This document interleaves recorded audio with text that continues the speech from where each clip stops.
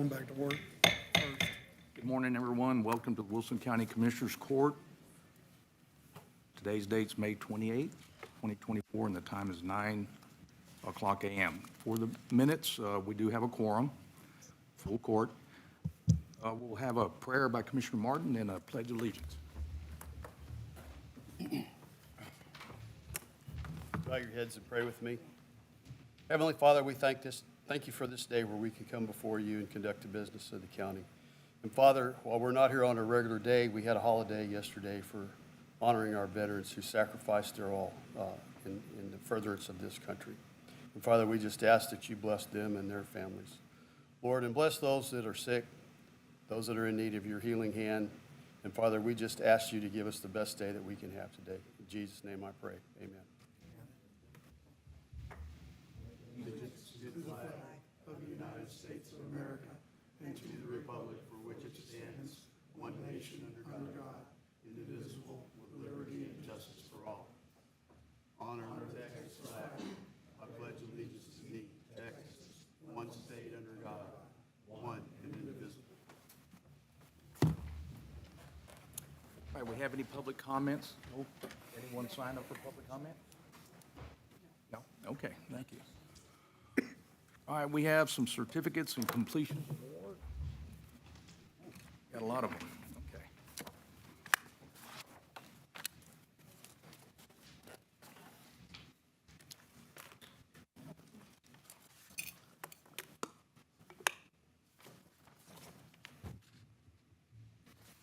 Okay, we have a certificate of continuing education for Raymond Herrera, our Veteran Service Officer. Mr. Don Rackler has completed his Open Meetings Act training confirmation certificate. Jennifer Holman's completed vehicle titles and registration verification record training. Another one for the same thing for Jennifer. A third one, so she's been through all her courses. Jennifer Holman for vehicle titles, registration, verification record on motor vehicles. Are you sure these not are duplicates? She did all the courses. All the but core so levels? I think you can just say. Okay, so she did all the core levels, level 1, A-102 funds management, R-101 introduction to registration, R-102 registration basics. Wow, R-103, 104, 105, 106, 107, 108, 109, 110, 112, 117, 118, 201, 101, 102. Is she in class all week or? T103, T104, T105, T106, T107, 108, 110, 111, 112, 113, 201, 202.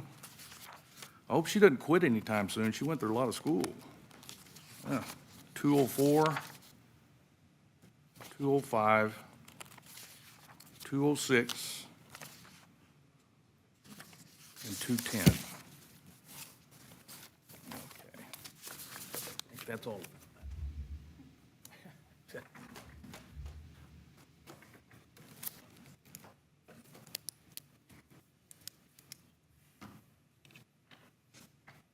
Okay, we move to agenda item number 5. We have Ms. Lisa Centeno from DFPS, discuss and take action on Wilson County Commissioners Court to proclaim June 2024 as Elder Awareness Month.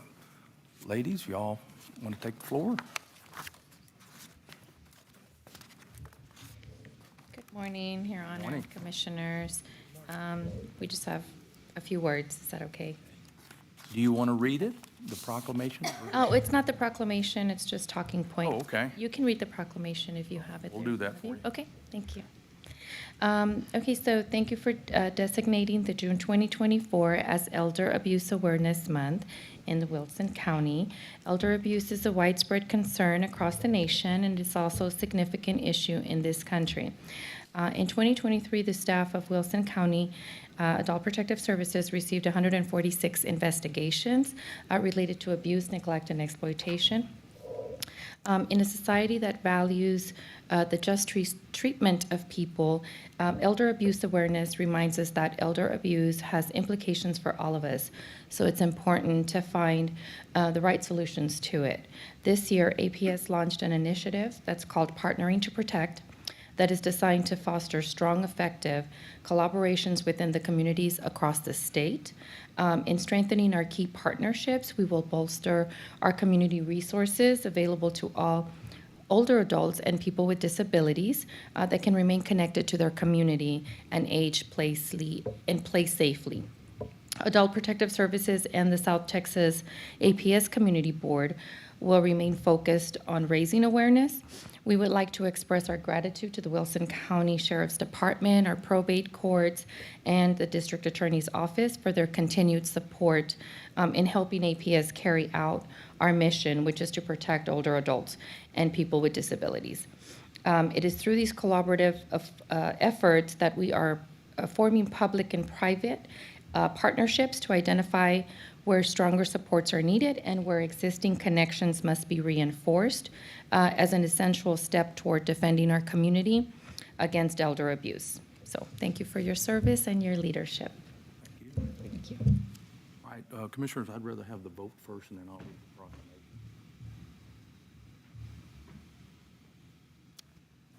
I'll entertain a motion to accept the proclamation. I'll make a motion that we accept the proclamation for June 2024 as Elder Abuse Awareness Month. Second. Motion made by Commissioner Peridot, second by Commissioner Martin. Is there any other discussion on agenda item number 5? Hearing none, call for the vote. All those in favor say aye. Aye. All those against? Ayes have it, motion passes. I'll read your proclamation now, okay? Elder Abuse Awareness Month proclamation. Whereas older adults and people with disabilities of diverse backgrounds contribute to the well-being of this county by working, caregiving, and volunteering, and actively preserving customs, rituals, and traditions. And whereas, as we age, we build momentum by accumulating knowledge, experience, insight, and wisdom that can be shared to enrich our community. And whereas abuse of older adults and people with disabilities is a community concern affecting thousands of people across Texas. And whereas abuse affected more than 120,069 older adults and people with disabilities in Texas in 2023. And whereas abuse against older adults and people with disabilities is grossly underreported because of social stigma, embarrassment, and fear. And whereas adult abuse affects men and women of all income and ability levels, all culture and ethnic backgrounds, in all communities. And whereas elder abuse is everyone's business, it's important to strengthen our efforts to prevent, report, and address elder abuse. Now, therefore, be it resolved that the Commissioners Court of the County of Wilson hereby recognize and proclaim the month of June 2024 to be Elder Abuse Awareness Month in Wilson County, Texas, and urge all residents to work together to reduce abuse and neglect of older adults and people with disabilities. All right. Thank you. Y'all worked for me at one time. You knew that, didn't you? Yes. I miss y'all. Aw, well, we miss you. Okay. Okay, that's it. We passed. Thank you so much. Thank you. Agenda item number 6, we have Stephen Van Dyke, is that correct? Our consultant presentation by Advanced Power on potential Alena Energy project. Mr. Dyke, you have the floor, sir. Morning, Judge, Commissioners. Thank you for listening to us today. My name's Stephen Van Dyke with Cummings Westlake. I'm a tax consultant. I help companies like Advanced Power kind of navigate tax incentives like 312s and stuff like that. So we're here today for Tommy Browder to kind of introduce his project and looking to possibly submit an application for a tax incentive. But I'll let Tommy go ahead and introduce himself and his project. Thanks, Stephen. I have hard copies of what's up on the screen now, if that would be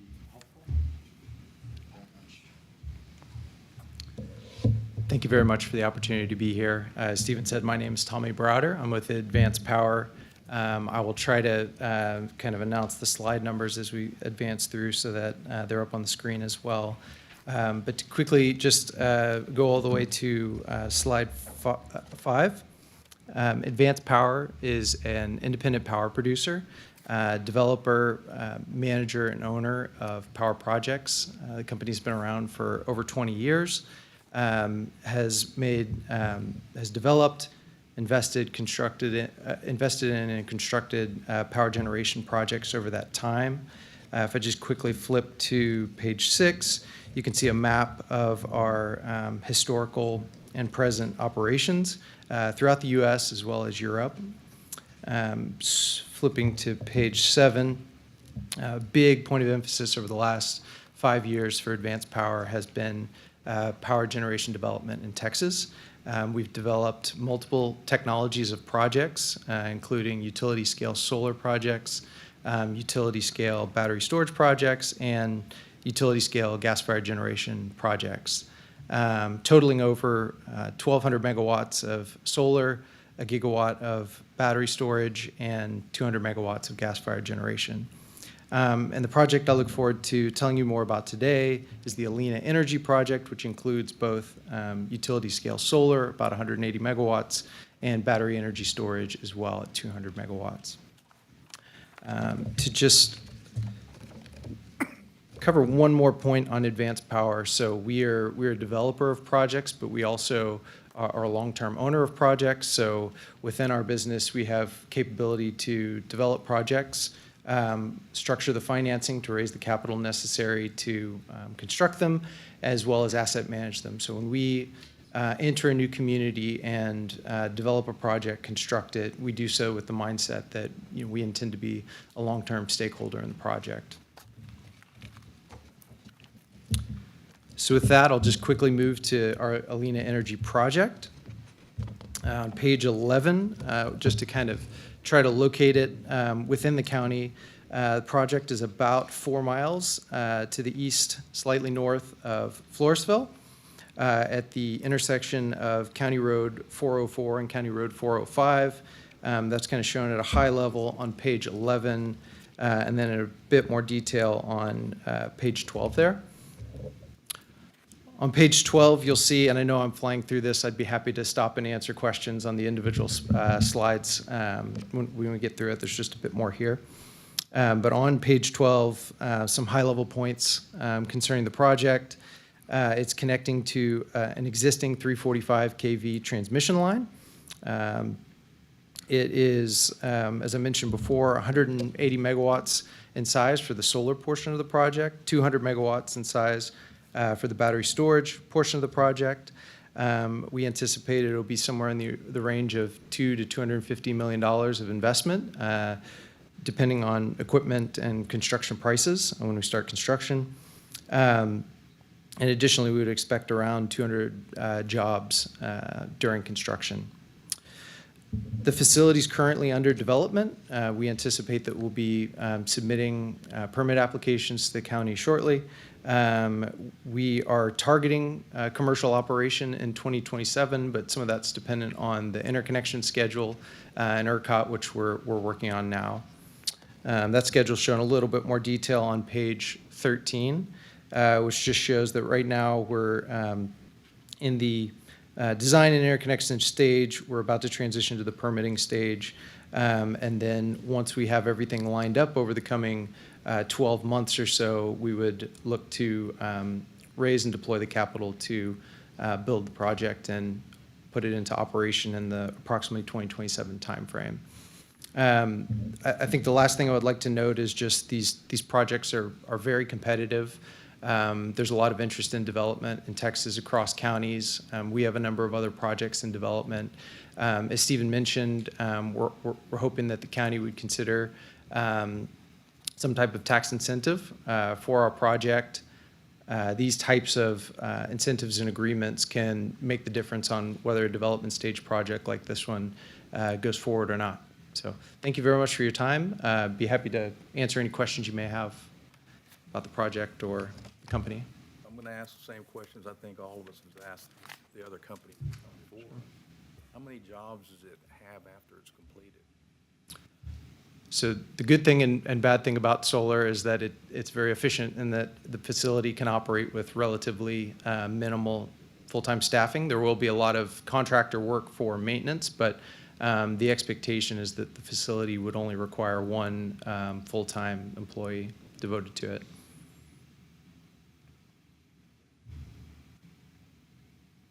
How many acres is this taking up? It's sited on approximately 1,100 acres.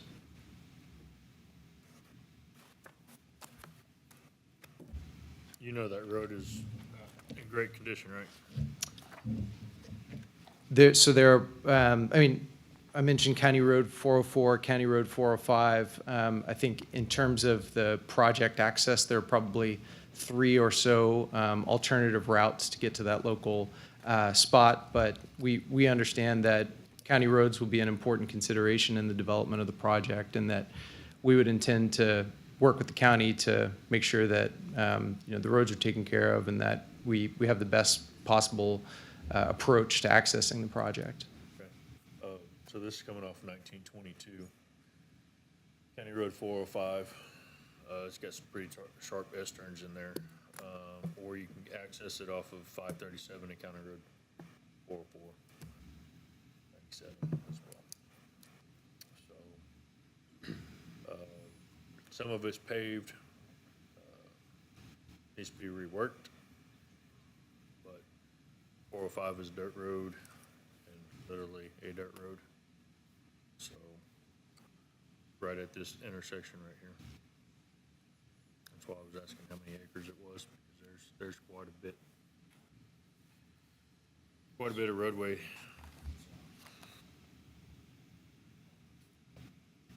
So how long is this project projected to last?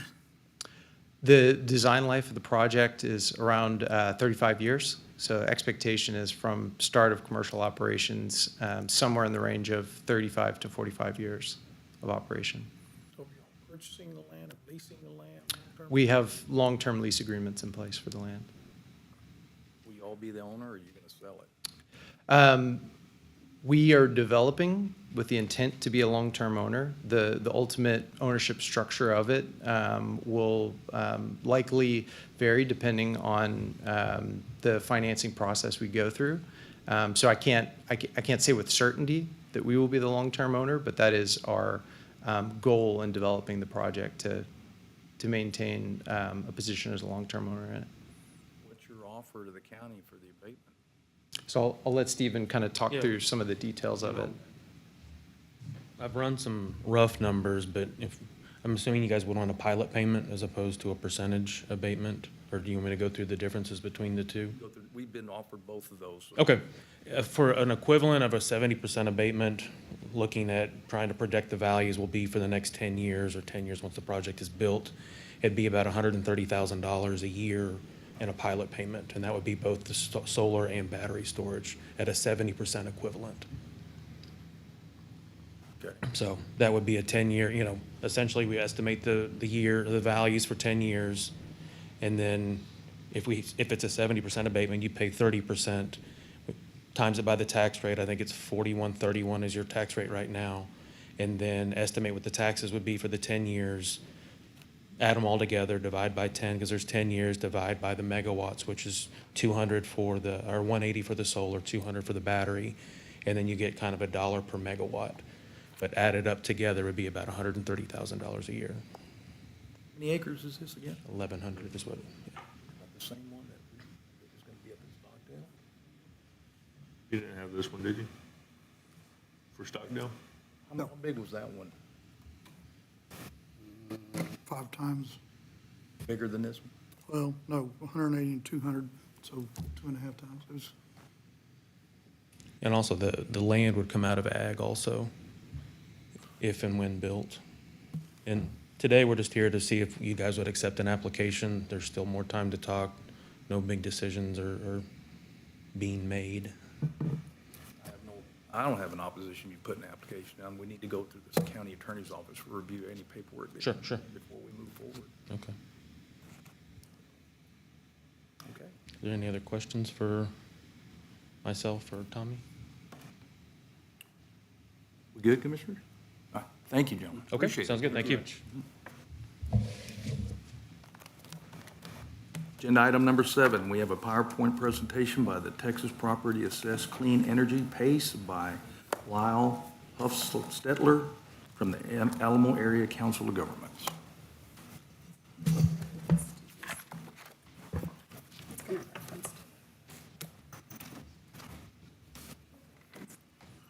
Thank you.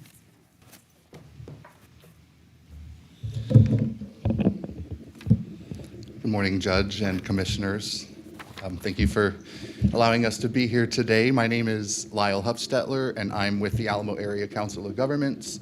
I'm the Natural Resources Project Administrator there, which means I oversee our air quality program. And we have technical activities that we do to help us understand our air quality, and then we have some outreach and education activities that seek to improve our air quality through things like energy efficiency and clean transportation. And the program that I'm presenting to y'all today, the Property Assessed Clean Energy Program, is one of those energy efficiency programs that we promote. So we're here before you today just to give you some information about the PACE program, the Property Assessed Clean Energy Program. It's a program that ACOG administers for currently 14 different cities and counties across our service area. The program, in a nutshell, provides private financing for energy efficiency projects on commercial properties. I'm going to get into much greater detail about that on the next slide, please. So if we break down that acronym, Property Assessed Clean Energy, we're talking about the P for property. We're talking about commercial properties. We're also looking at nonprofits. Those are eligible as well. Industrial properties, so manufacturing operations, any agricultural operations or distribution activities would be eligible. And then multifamily units, if there are 5 or more units, those would also be eligible to receive this financing. The A in PACE stands for assessment, and that's really what makes this possible. When we talk about the type of financing, it's long-term.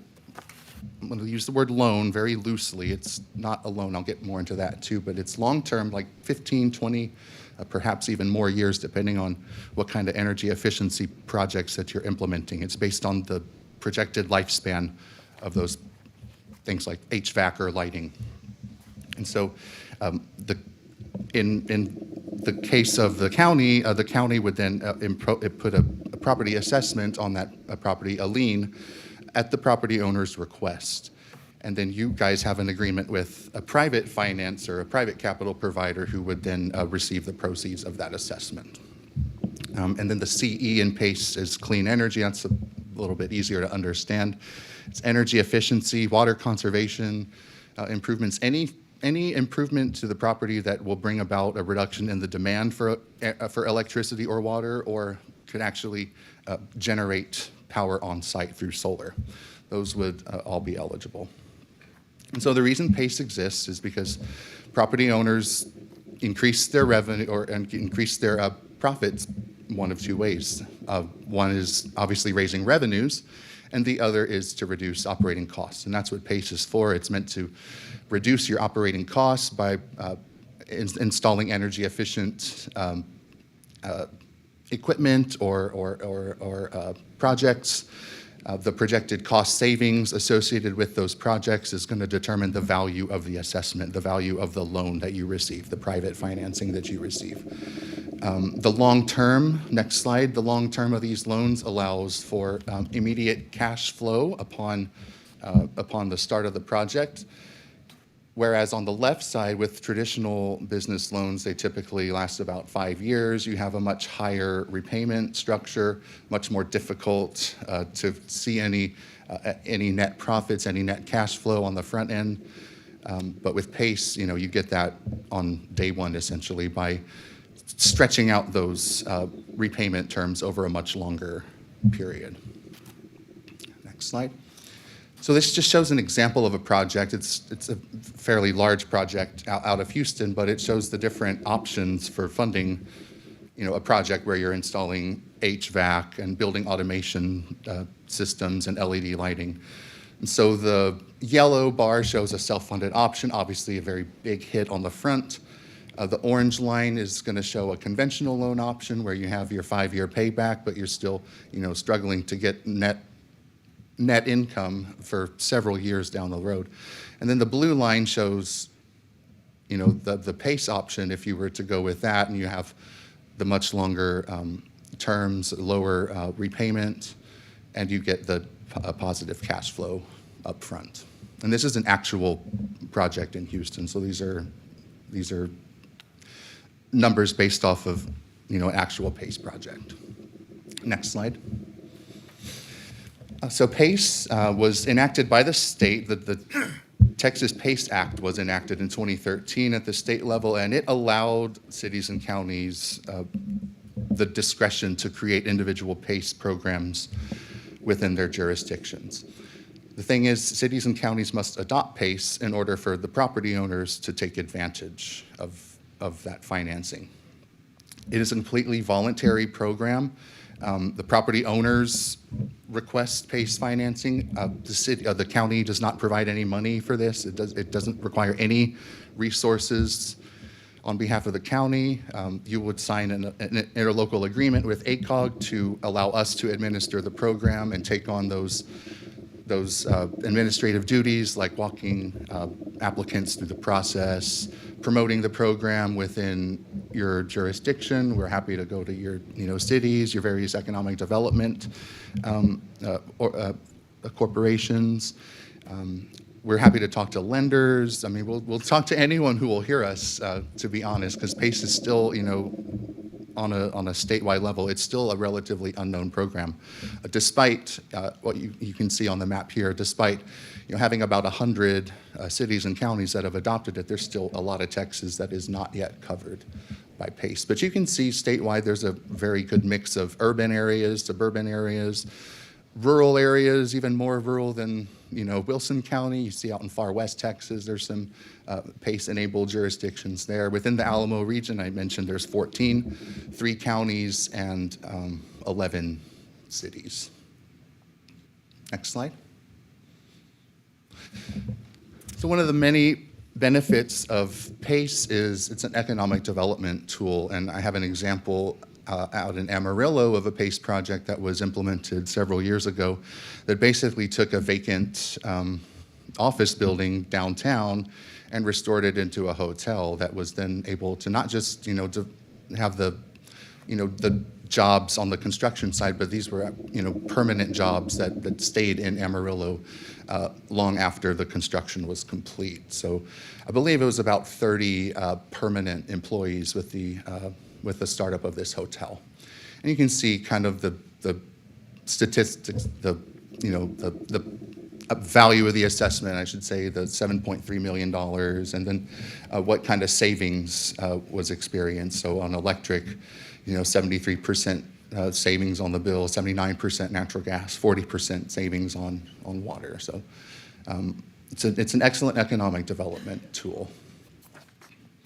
So, another reason why, PACE is really needed is that, there's a disconnect between, the typical length of a loan, 5 years, and the fact that cost savings associated with these projects aren't typically fully realized for 15 or 20 or more years, depending on the useful life of that equipment.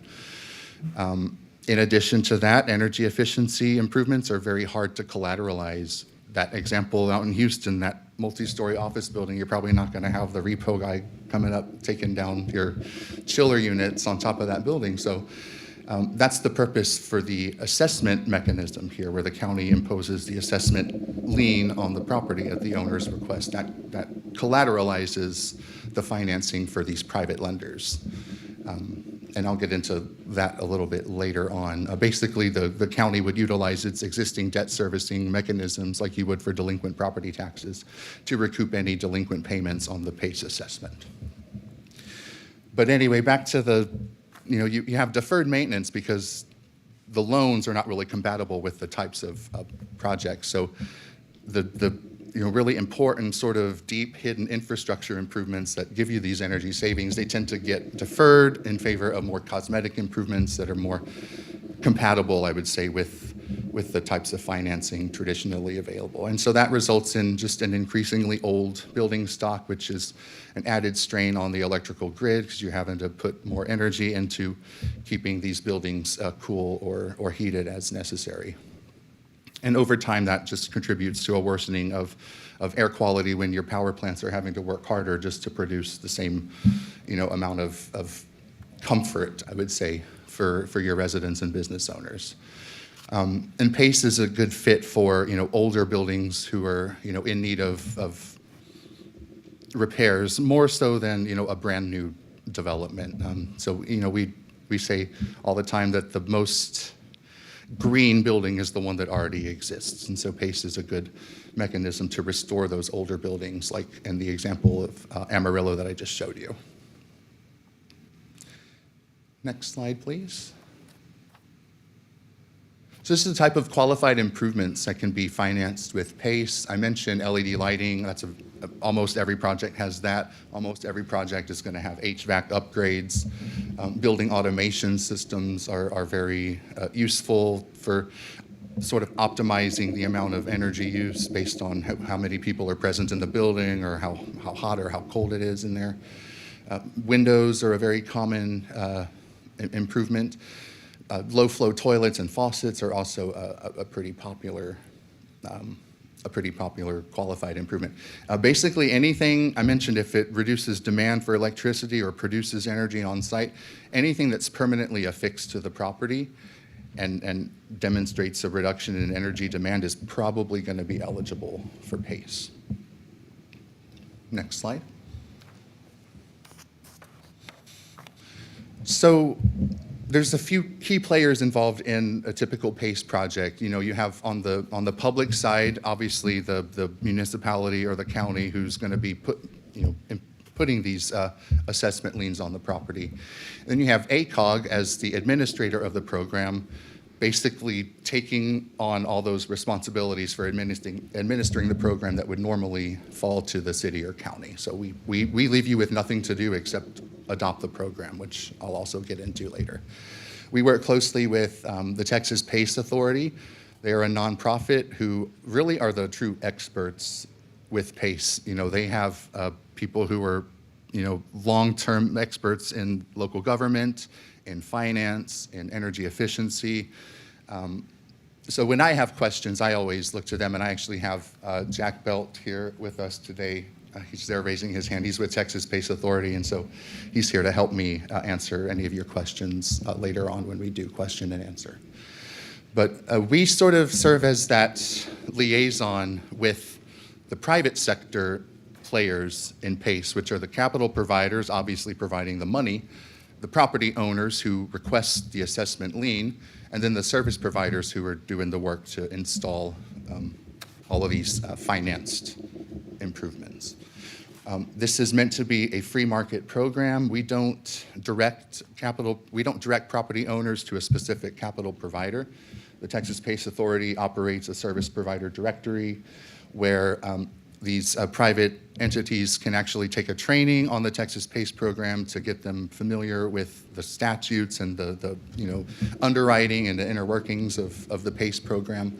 But we will not say, oh, this capital provider is good. We'll say, check out the service provider directory, look at the capital providers that are on there, and then they would have to do the work to actually link up with them. So there have been to date 7 projects completed in the ACOG region, 4 in the city of San Antonio, and then 3 that are in Medina County, all in the city of Castroville. And the next couple slides are going to go into some of these projects in a little bit more detail. But generally, the city of San Antonio projects are a bit larger. The assessments range from $1.5 million all the way up to $48 million, currently the largest in the state of Texas. The Castroville projects are a bit smaller. None of them are over $1 million assessments. They're probably going to be comparable to the types of projects that you would see here, maybe something like the Allen building that I have on this slide on the left. about $1.5 million assessment. They did LED lighting, HVAC, and building envelope improvements. Notice the capital provider, the PACE is in the name. There are plenty of capital providers out there who pretty much only deal with PACE financing or other related green type of financing. On the right, we have the historic post office in Castroville, which was the very first project in that city. It's a much more modest project, but still has all of the same kind of elements like LED lighting and HVAC that I mentioned are pretty universal with PACE projects. And then these two are also out of Castroville, Texas, a little bit larger projects, but still same kind of activities going on there. These Castroville projects were actually part of a bundled plan for downtown redevelopment. I do have this case study here that's related to a new construction out in Rockport. I mentioned PACE is meant for buildings that currently exist, but there is a way to provide PACE financing to new properties. And so during the application process, you have to identify an engineer to assess your building and make a determination based on their calculations what the expected cost savings are going to be based on what you want to implement. So if you want 5 HVACs and replace all your LED lighting, this engineer is going to go in and say, okay, well, we estimate that over 20 years you can save $500,000. That's going to determine the value and the term of the assessment, $500,000 at 20 years. So you basically are comparing, what's the current state of the building. If you don't do any improvements, what is that going to cost you to operate for 20 years versus if we implement the HVAC and LED, what's that going to cost us? And so you have to compare the before and the after. When you have a new construction, there's no before to compare it to. You don't have an existing building to project what the cost would be to run it. So with the new construction, the requirement is that any elements have to be at least 5% above the code that's in place for that jurisdiction. So if you're on the 2015 building codes, you have to make sure that we would make sure, as the administrator, we would make sure that this project is true to that. And that the value of the assessment will not exceed the expected cost savings, right? So the savings to investment ratio has to be no more than 1.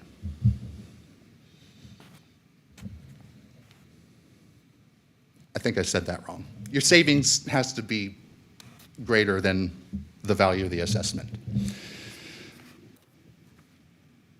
Okay, so this just kind of lists what are some of the main benefits that a property owner could stand to see with PACE. Obviously, the long-term financing makes it very flexible. You're looking at interest rates that are going to be market rate. You're not going to see lower interest rates necessarily with this, but you're not going to see higher interest rates. But that's going to be totally at the discretion of the capital provider. This does finance up to 100% of improvements, including the soft costs associated with the project, in addition to all the hard costs. Being that this is powered essentially by an assessment lien on the property, it stays with the property even when it's sold. This does not tie up your borrowing capacity. So I mentioned, I call it a loan, but I mentioned it's not a loan and for very important reasons. And this is one of those important reasons. It's not going to tie up your borrowing capacity. It's not going to show up on your credit report. So you're going to be able to, continue to borrow, and the PACE aspect won't even factor in because it's a government assessment. It's not a loan. What are some of the, you're probably thinking, okay, well, what is the potential risk to the county if we were to adopt this? So we do have some mechanisms built into the program that help reduce that risk along the way. And the first is that if you're going to do a PACE project, you have to get your senior lender consent to be able to do that, because being that this is an assessment, a property assessment, it takes senior status over the mortgage on the property. So they're going to have to give that approval as the senior lender before we can approve a PACE application. The county would be able to utilize its existing debt servicing mechanism to be able to recoup any delinquent payments. There is no use of city funds involved or resources other than the debt servicing you normally use for delinquent taxes. Again, this is an interlocal agreement that we strongly encourage you to do so that you don't have to use your own funds or resources to be able to keep the program going. I mentioned it's a free market system. We don't direct people to a certain provider or anything. There's the independent third-party review that happens not just on the front end before the application is complete, where they determine the cost savings and the length of the effective life, the useful life. There's also an independent third-party review required on the back end once everything's been installed to ensure that it's been installed correctly and that the projected cost savings determined on the front end are still going to be valid for that second review. And then we utilize a PACE in a box I guess, program that streamlines all of the documents. You know, you got a series of contractual documents for each PACE project that the city, or the county, the capital provider, and the property owner have to sign. And these are all streamlined. They're you know, we use, you know, try to use the same language for every municipality and city. That way we can enforce a consistent PACE program within each of the jurisdictions in the Alamo region. See, because with PACE, you know, every city, every county is its own PACE program, and we have to make sure that they're consistent from jurisdiction to jurisdiction. That way there's no confusion on, you know, what's allowed and what's eligible. And I think I covered everything with this. We can go to the next slide. Okay, so assuming you have no questions, which I know that's not the case, but this, if you know, you do decide we want to go through with this, it would happen in 2 meetings, essentially. So the first meeting, we would send you a report. It's about 50 pages, but it describes exactly how the program is going to work within Wilson County. So that has to be posted, and then you would then take action on a resolution of intent to establish PACE. And so that would just be in the first Commissioners Court meeting. The second meeting, you would have to hold a public hearing, and then you would have 2 action items on that meeting. The first would be a resolution to establish a PACE program, and then the second would be to approve an interlocal agreement with ACOG. These are the contractual documents that are going to be involved with each PACE project. So there's a contract between the property owner and the local government, where the owner agrees to that assessment lien imposed on the property, and then there's another agreement between the local government and the capital provider, which assigns the proceeds of the assessment payment from the government to the capital provider. There is also a notice of contractual assessment lien that ACOG will record, will file with the county clerk as well. And then any projects that have a mortgage associated with it would have to have that consent as well. This is pretty self-explanatory, just shows how the program's grown in the last several years. It shows the mix of the types of projects that have had PACE assessments. It's typically, you know, skewed towards the commercial retail side, but you know, it's also evenly split kind of between office space and hotels, nonprofits utilize it. We have several churches across the state that have utilized it. The one that's really kind of lagging is industrial. We wish we had more industrial projects, because there's a lot of water usage that goes into industrial activities that could potentially be saved. And then at the bottom, it shows just the you know, what it amounts to, all the projects. That it's a little outdated. We're actually a little bit closer to $500 million invested nowadays. Next slide. This just shows kind of how a property owner would go through the process, you know, determine your eligibility and scope, obviously, on the front end. The property owner would select the lender and then the service provider, and then once the lender and service provider have been identified, then you can actually begin preparing the application. It says step 6, obtain mortgagee consent. I'd say that's really step 0. You should be engaging the mortgage holder as early as possible. As soon as you think you might be interested in PACE, definitely link up with them, let them know. Maybe they would be willing to actually provide that financing. We would be happy to meet with, the mortgagee for the property owner, and we'll meet with anyone, like I said, anyone who will listen to us, we're happy to talk to. But then you have your ITPR, that's the independent third-party review on the front end. You can close on the PACE financing, install those upgrades, and then you have your second verification on the back end as step 10. And then those are just some linked resources. We have, through Texas PACE Authority, there's case studies, there's one two-pager kind of information sheets for different property types. There's just all sorts of resources that they provide. And I will take your questions now. Are y'all doing anything with the assisted living home in Stockdale?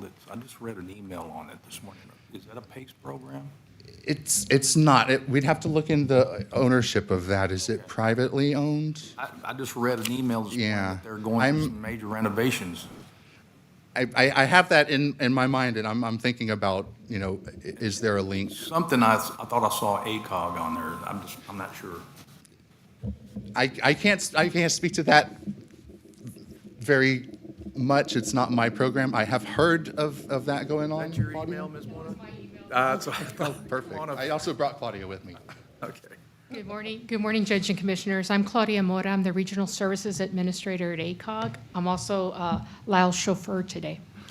Anyway, yes, the email was for me. There is a private owner who has acquired a property in Stockdale that wants to totally renovate the facility. I mean, gut it out and just upgrade it because since it's been closed, it now falls under what the codes that require that certain things, certain amenities like an individual bathroom per room for the resident is in there. Whereas before, this facility just had rooms for patients. It only had X number of bathrooms. So now law requires and the code requires that there be an individual bathroom per room. So that's the project. It's privately owned. It's not the housing authority, it's the old Stockdale nursing home. Are they going to make it another rehabilitation home or? That is the goal, my understanding, in dealing with our economic development group there in Stockdale. They're hoping to make it to where the elderly have a local resident to go to again. Yes, sir, that's correct, Commissioner Aiken. That's absolutely right. And we're working very closely with the EDC, and they've been very helpful. Thank you. Ms., you all have anything else? So how long, once you're, whatever it was, 10 or 12-step process, how long does it take to get through that process on the average? It varies, but I would say a few months, maybe 3 to 5 months, maybe 6 months. It depends. I mean, sometimes we come. Well, obviously, a large project's going to take longer. Right. It just depends. I mean, sometimes, we get proposals. They've kind of been collaborating. They have a financial service already chosen, and so they're kind of a lot farther along in the process. Others, we've had to essentially work with them from step one. So it really does vary, but I would say probably no more than 6 months. Anything else? There's not any local administration. If I'm hearing you, we're not involved. We're just making this program available to the public so that hopefully Correct. we can revitalize our downtowns or be able to help somebody who is going, I would bring a business there, but this one hurdle of financing is hurting. May not be a number you track, but how many of the first lien holders go, we're not going to do that? Do you? No, we have had that be kind of the barrier for a PACE project is that senior lien holder giving approval. It's tricky, but everything else you said is absolutely right. I mean, I think you said it better than I could have said it. It's meant to be a tool that's available. You don't have to push it. You don't have to to promote it. We'll do all that for you. You're just, signing a couple contracts whenever there's a PACE project moving through, basically. But yes, that consent is tricky, and I'd say probably a pretty common barrier. But it's necessary, for the, just to protect everybody. You had examples of cities and counties. If the county goes with it, then it opens it up for all of the cities, and That's there's, right. Correct. So, all of your municipalities would be eligible too. I think in each of our cities, there are places that would be beautiful, they could get revitalized, it just costs too much. Absolutely. Yeah. PACE is meant to, fill in those holes in the capital stack to prevent, that are preventing the project from going through. It's not meant to be the entire capital stack for sure, but yeah. We'll be in touch. Okay. No more questions? That was very easy. Thank you. Commissioners, I need to entertain a motion to suspend the rules, move up agenda item number 14. Ms. Bodiford has to be someplace at 10:15, if you don't mind.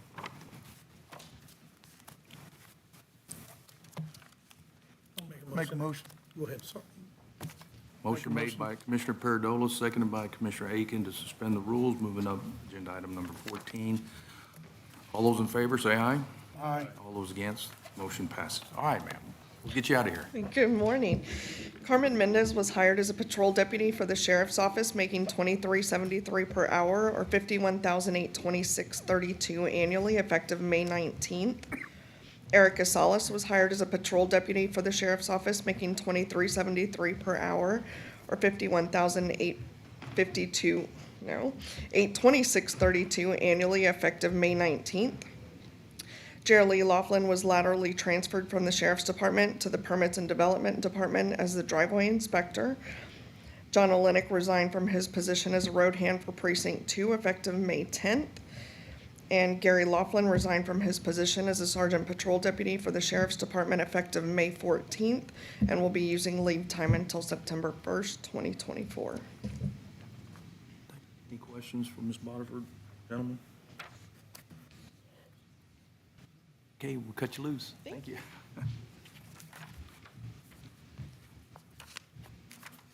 We'll return back to the agenda, item number 8.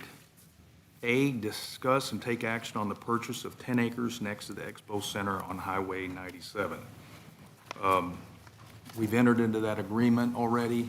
We've discussed it. We just need approval by the court to move forward because I believe now everything's been signed and ready to go, correct? Okay. Anything from the county attorney's office, we're okay? All right.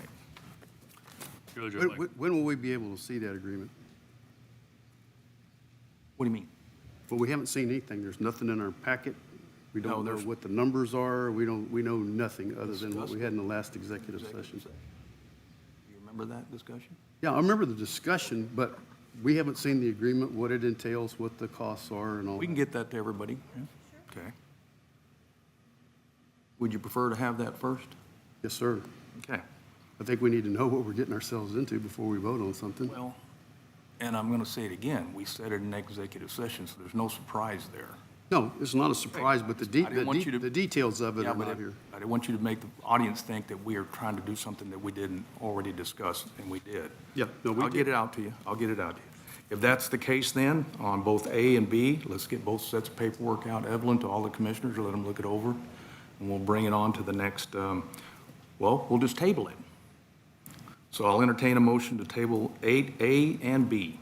Judge, I'll make a motion to table 8A and 8B so we can see. Till the next meeting. Yes, to Okay. the following meeting, so we can see the numbers of what we're looking at and all the details. Second. Okay. Motion made by Commissioner King, seconded by Commissioner Martin. Is there any other discussions regarding, well, there's none. I'll call for the vote. All those in favor say aye. Aye. All those against, motion's tabled till next meeting. Agenda item number 9, discuss and take action to approve Commissioner Paradola to accept bids to drill a water well on his county yard in Sutherland Springs. Commissioner, you have the floor. I think y'all are aware of the issues I've been having with water I'm paying a huge amount every year to purchase water and having difficulty getting water on a timely basis. It's taken me over an hour to fill up my water truck, which time is money. This well would be a huge improvement when we are working on roads or rebuilding roads, and also for the future development of the fire station that's proposed in Sutherland Springs. The fire trucks would be able to fill up out of this water well as well, rather than use treated city water to fill up the trucks. So with that being said, I would like to make a motion to move forward and accept bids to drill a water well on the County Yard Precinct 3, Sutherland Springs. Second.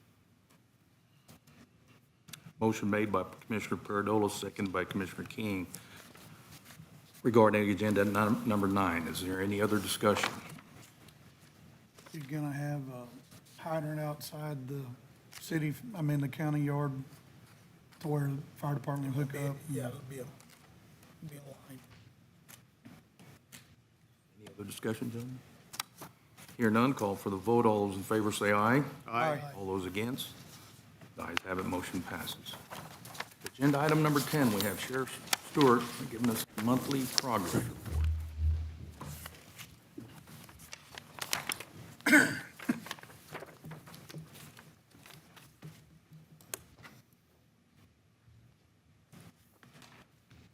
Good morning. Morning. Okay, as you can see on my monthly progress report, we are continuing to basically hold station. Month to month, total number of calls is pretty much come to an average, runs around 1,400 calls a month. Livestock calls actually have went down in April by about 30, so that's an improvement. Our animal complaints holding station, 25 to 30 calls a month. Mental health calls holding pretty much station at about 20 a month average. Arrest pretty much holding on station. And our proactive enforcement, security checks, patrol buys, running about average, about 130, well, let's see, 600 and something a month. And that's, like I said, that's our proactive stuff. On our CID stats, we closed 38 cases last month, which is pretty much average. We're running about 30-something a month. Our total caseload, running about 150, 170 cases a month. Cases closed sent to the attorney.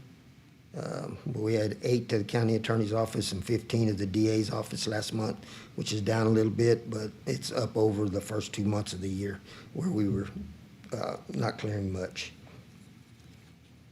My OLS stats, my 2 Operation Lone Star Task Force guys last month, 17 felony arrests, 15 misdemeanor arrests, 3 stolen vehicles recovered, only 1 illegal alien that was actually turned back over to Border Patrol in last month's deal, and narcotics seized was down last month, but I think last month they also were doing a lot of catch-up, finishing cases that were pending. All the vehicle burglaries. Well, and that's where I'm going to end up with this today. In the last 30 days, we've had over 50 car burglaries in Wilson County, and most of them within about a 2-mile area, 3432 and 775. We're working on a public service announcement, but I need to get the word out to the public that 99%, I'm going to say almost 100, but I can't say that for sure. 99% of the vehicles that have been broke into weren't locked, and they left valuables in there. Guns, purses, other valuables. We need people to start locking those up. I think we had right at a half dozen stolen vehicles, and I believe all of them actually had the keys in them. So in order to curb this a little bit, we need a little bit of help from the public as far as taking care of your own property a little bit, because these people aren't, they're doing it by convenience. They're not here just to break into cars. They're doing it by convenience. If it's easy, I get into it. If it's hard, I leave it alone and go on down the road. I do know that we're working on the last set of burglaries, I think, that happened last week. Those vehicles actually started showing up at the border, crossing Laredo, are stolen, which is kind of different from what we've had. I kind of think that it may have ties to that group that San Antonio arrested, auto theft out of San Antonio arrested a week or so in the paper.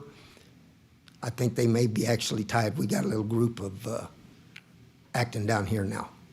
What's the main vehicle that's being stolen? Pickup truck or? Let's see, we had mostly pickups, I think one Jeep, but they stuck it and left it abandoned. They didn't get away with it. But it was one Jeep, but most of them been F-150, F-250 trucks. And like I said, in the past, they usually either show up in San Antonio or we don't see them again. But the last few we've had, every one of them shows crossing the border in Laredo shortly after they were stolen. So they're going to Mexico with these. Other questions for Sheriff? Not really, but Sheriff, I've had to get with your department quite a bit about illegal dumping too. Yes, sir. Great weekend. We got to pick up some couches and mattresses today. Matter of fact, we actually had a license plate number and everything for somebody that illegally dumped it. Yes. That got taken care of too. But one thing is, any illegal dumping we have in the county, we're going to notify the sheriff's department to find out if they can get anything off of that, which takes time away from them, all right? I'm saying this to the general public as well. And at the same time, it takes time away from our guys within the county to go pick all this stuff up. So legal dumping is becoming a big issue, and that's something we might want to start talking about. But thank you to the sheriff's department for going out there and taking care of some of that. So. And I'm going to speak for them, but I know the constables are pretty helpful when it comes to that also, and have been. So, yes, I'm sorry to leave you out. Well, but I Put do all know y'all that a on lot of blast. that stuff they handle Yeah. because they're more convenient or more accessible at the time. But I don't want to leave them think that we do all of it, because they do a good share of that illegal dumping enforcement. Sure. So, Oh, but it's going to take all of us working together to try to curb this first. I don't know how we can curb it, but Unfortunately, we're growing too fast. We got a lot of activity now, a lot of area to cover, and not enough people to cover the areas effectively. Right. That's the bottom line. so I know at least in my precinct, the areas where we get the most illegal dumping is on roads not so traveled. That's why they dump it there. Yep, exactly. Anything else? Thank you. Sheriff. Agenda item number 11, we have Ms. Dawn Barnett, County Tax Assessor Collector, but I see she's not here for report. Go to agenda item number 12. We have Ms. Lou Cerato, Permitting and Development Director. We'll go to 12A. Well, we'll just, all three of them. You have utility permit, permit 765, 766, 767, all in precinct number 4. County Road 476, 477, 441. Amen. Good morning. Yeah, yes, Commissioner Aiken has reviewed all three of these permits. These will all be trenched, so there was a fee attached to it. And this is basically Slunko just extending their water main in precinct 4. I inspected all three of these sites and didn't have a problem with it. In the permit, it says that they were gonna do it 5 foot away from the fence, but in some areas, we don't have the luxury of that distance. I spoke with Sunco, and they're actually gonna try to hug the fence line on all three of these projects. So they won't be cutting into the county road to be able to facilitate this work.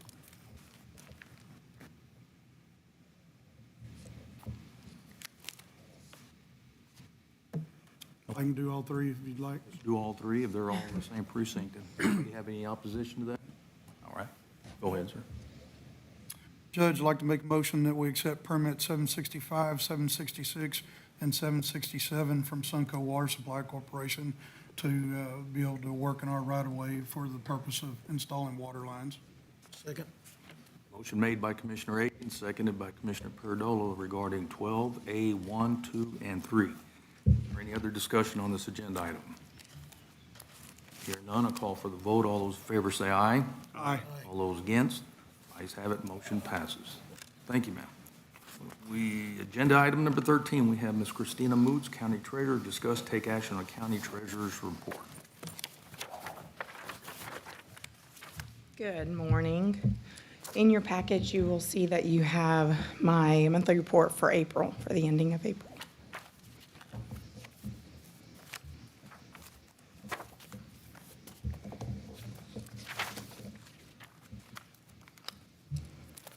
Same order as usual, you will find our beginning and ending balances for all checking accounts as well as CDs, followed by the page that shows all of our investments and the interest that it's earned.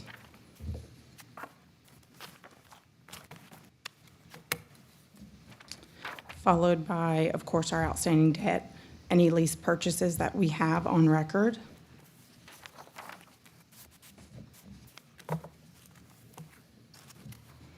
And then ending with all of our fund balances, showing the record for the month of April, beginning with credits and debits, and of course, ending balances.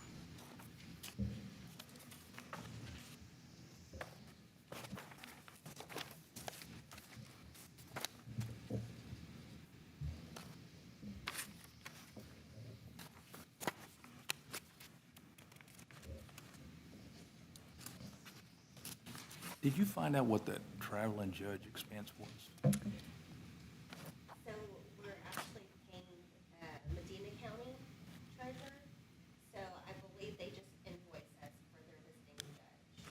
And so we pay them, and they may process it through payroll. But yeah, it might be through there. We can find out more, but since it said county treasurer on it, that's probably why you asked. But it's because it's being invoiced. That's the vendor, I guess you could say. Yeah, it's not necessarily under mine, even though it's worded that way, it's theirs. It's the vendor coded that way. It's not the CPS judge that comes here? That I'm not aware of.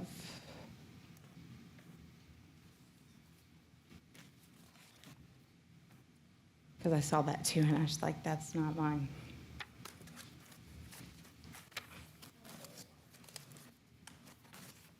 That's the law office of Scott Simpson. So that is the, I'm assuming the visiting judge.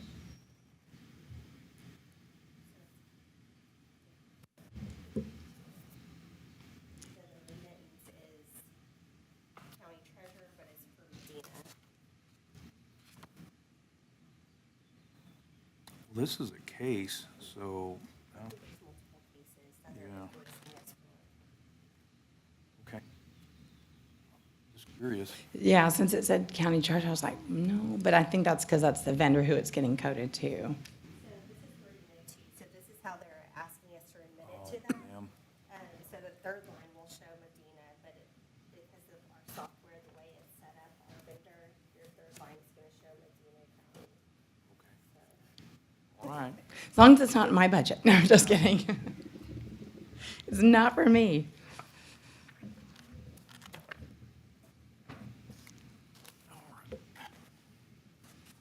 Commissioners, I'll entertain a motion. I got one more question. Okay? So if you go down to 9,500 on the library fund, I'm trying to make sure I got these all lined up right. Okay. Make sure that, yeah, because you had a $70,000 balance, and then you had a debit of 2,000, a credit of 7,000. To me, that would add up to 75,000, not 65,000. Is the math right there? Okay, let me look. Law library, you've got. You also have to take into account the interest. So, okay, go to the page you're looking at right now, like you said, 9,500. You said the debit was 2165? Mm-hmm. Okay, so take the total credits from the law library checking account, as well as the credits from the Law Library CD. It's grouping those both together and getting your amount of $21.65 and 31 cents because they're both in, That's not my question. oh, I'm sorry, thought, If you said you had a beginning balance of $70,500, okay, you have a debit of $2,165, you had a credit of $7,330. yes. And the ending balance is 65,000, I'm saying that should be 75,000. Okay, now remember, on our software, credits and debits are opposite. So in this situation, your debits are your incoming.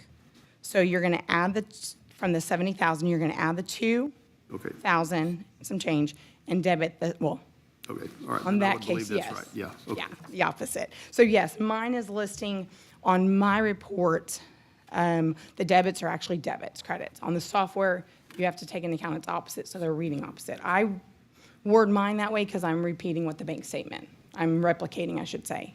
So on that, do the opposite, and that should add up correctly. But please let me know. I do try to go through there, and if Well, that it's one just not, I caught want to my eye double check. because it was real obvious. Yes, no, please let me know, but it should. I'd like for the math hopefully to be correct. So has all the paperwork or whatever we need to do been completed since we're done paying for the certificate of obligations?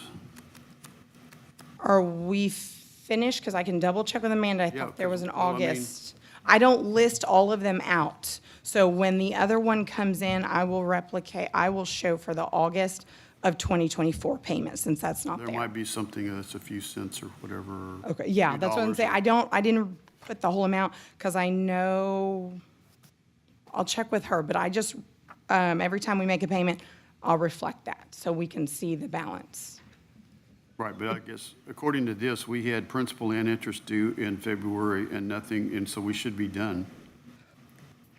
We do have one in August, I double check. I'm just not putting that until it's paid. And then I report that on my August, once it reflects. Because before, in February, like January, I didn't have February on there, reflect.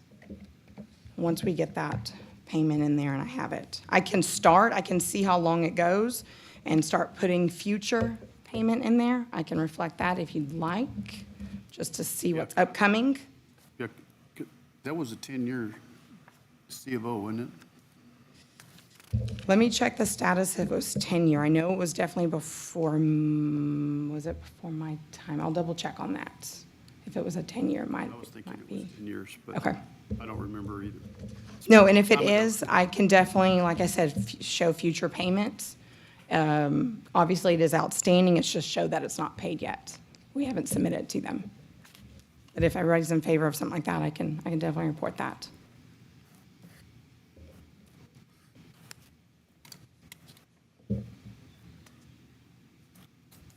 Anything else, Ms. Boots? I'll entertain a motion to accept the treasurer's financial report.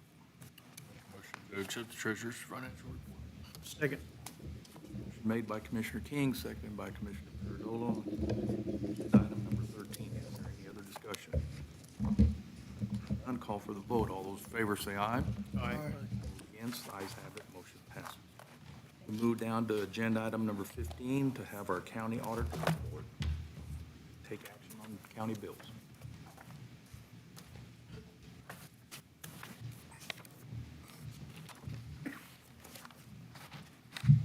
Good morning. So the bill total is gonna be $358,000, $904.96 for the bills. And then y'all should have all of the handouts.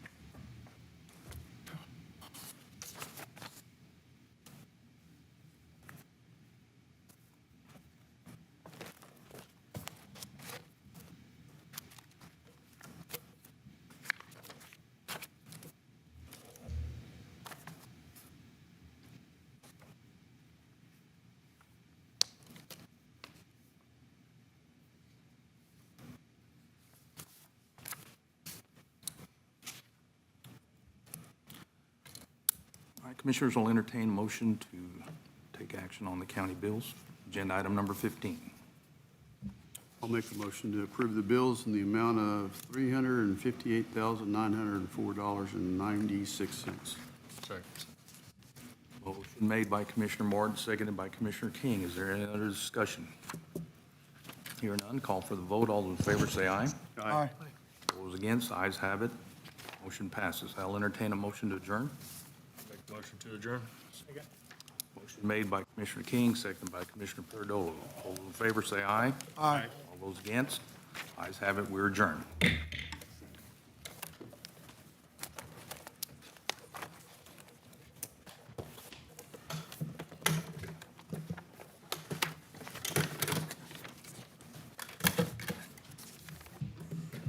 Are you, Dave? Gonna try. It's gonna be